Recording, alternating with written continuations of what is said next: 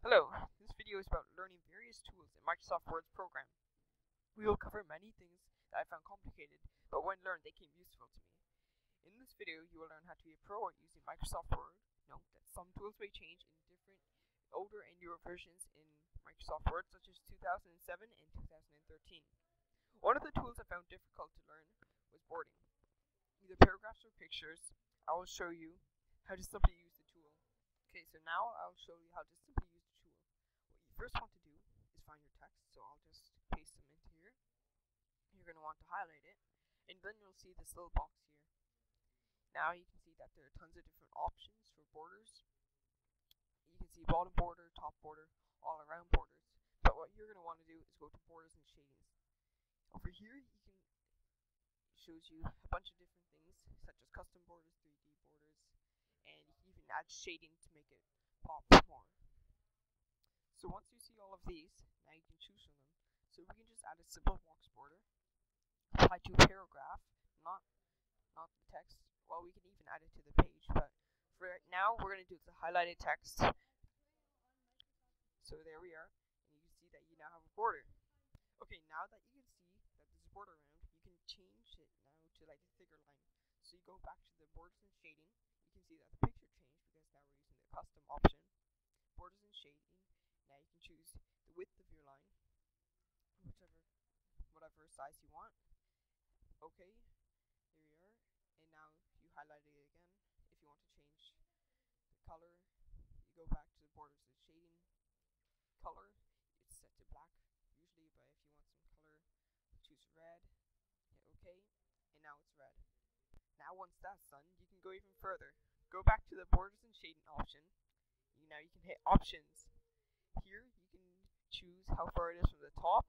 So if you want it further away from the top, you can change it. Say OK. Nothing really changed there, but it's there if you want to. So that is there if you want to.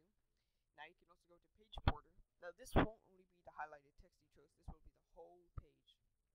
So you of course can choose your style. So I'm just going to choose a style here. There we are. I can change the width of it, back like the paragraph border. So I'll choose this style. We can choose the color. Just make it black, well almost black, and there's some special art stuff. Make sure it is set to apply whole document, not the section that you've selected. Okay, now you have your border. Okay, now for border shading. You go to the same thing, and borders and shading, hit shading.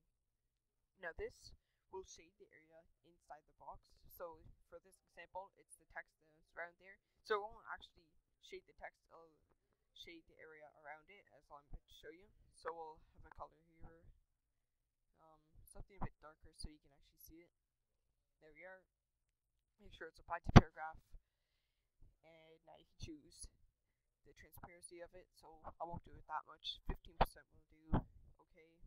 Now you can see that the text is still fine, but the area around the text is not. Most people don't use this, but it's still there if you need to for different projects and work. Okay, so enough with borders. Now we're going to go on to something else. So I'll open a new document here, just a blank one. Go to insert, and now you can see the header, footer, and page number. This was another thing I found challenging, and I'll show you how to use it easily. Now what you're going to want to do is just hit on the header, because if you want to add a header, you just click that. Now you have a bunch of different examples here. Most people just use the basic, the 1 column or the 3 column version. We'll just be using the first column. So the first pop-up, you realize that you can only click the area around it. You can't click anything else. To close it, just click the X, and that's it. How you get out. Now, if you want to go back, right? Sorry about that. But now, if you want to go back, well, you can't go back right now because I didn't add any text.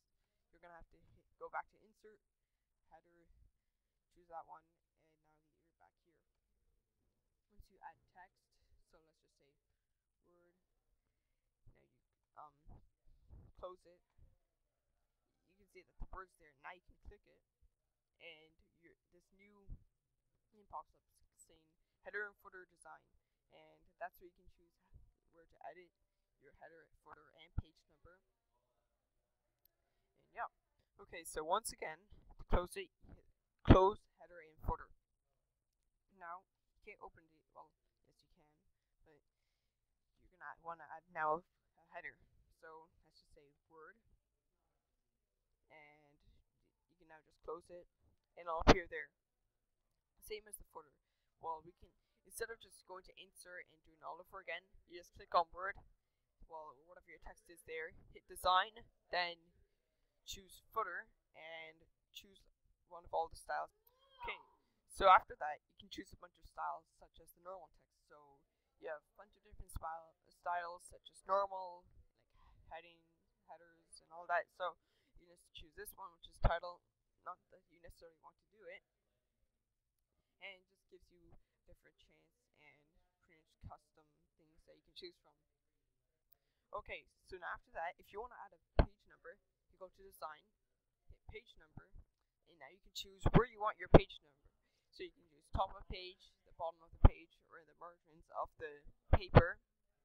So you can now choose just like plain number at the center. So we already have text there on the top left corner, so we'll do in the top right. Well, top bottom right, I meant to say. So you have it there. Now you can just edit it. So I know that's page 1, but you can choose it like 45 or 4, and a certain people may want you to add maybe your last name after the page number, so you can just type text and space. So that'd be like your last name there, and then there's the page number. One final thing that we'll be looking at about is our page layout. So once again, we'll open a new document, and now you go to the page layout tab. There you can see like versions, orientation. You can choose from portrait and landscape. Landscape, all it does is turn your paper sideways. Go back to portrait. You can choose the size. You can choose the columns. So right now, Word is preset to 1, 2, well, just 1 column. Now you could go to 2, 3, or even more columns here in the option. So you can even add here. Not that anyone would really need to do that. It's just there for an option. You can see it applied to whole document or from a point forward. So let's say you saw the point forward. I have text here. So that same text. You see it's 1 column. Now you can go to columns, more columns, apply to whole document from this point forward. Okay, so now I can just spam keys, and then you'll see that it will be. No, well, I did something incorrectly. Usually, what happens is that the columns will split about here, and I'll come back with you once I figure out what happened. Okay, so I figured out what happened. I did not click 2 columns, so there we are. So from this point forward. Okay, so you can even see the example. You have the text there, and then you can go down, kind of like a newspaper article.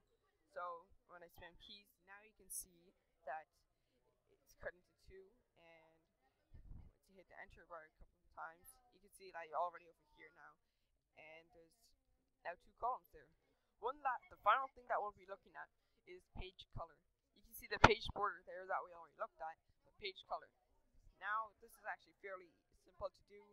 You just choose page color and you select your color. If your color is not there, you can go to more colors and you can choose it from here, custom.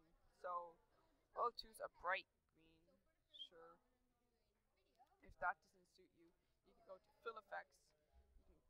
You can do this type of style. You can even do like gradients and all that. So like transparency. So you can do that. There we are, and this is how our page looks like with the columns. Alright, I'll see you next time in Excel spreadsheeting. Thank you for watching this video.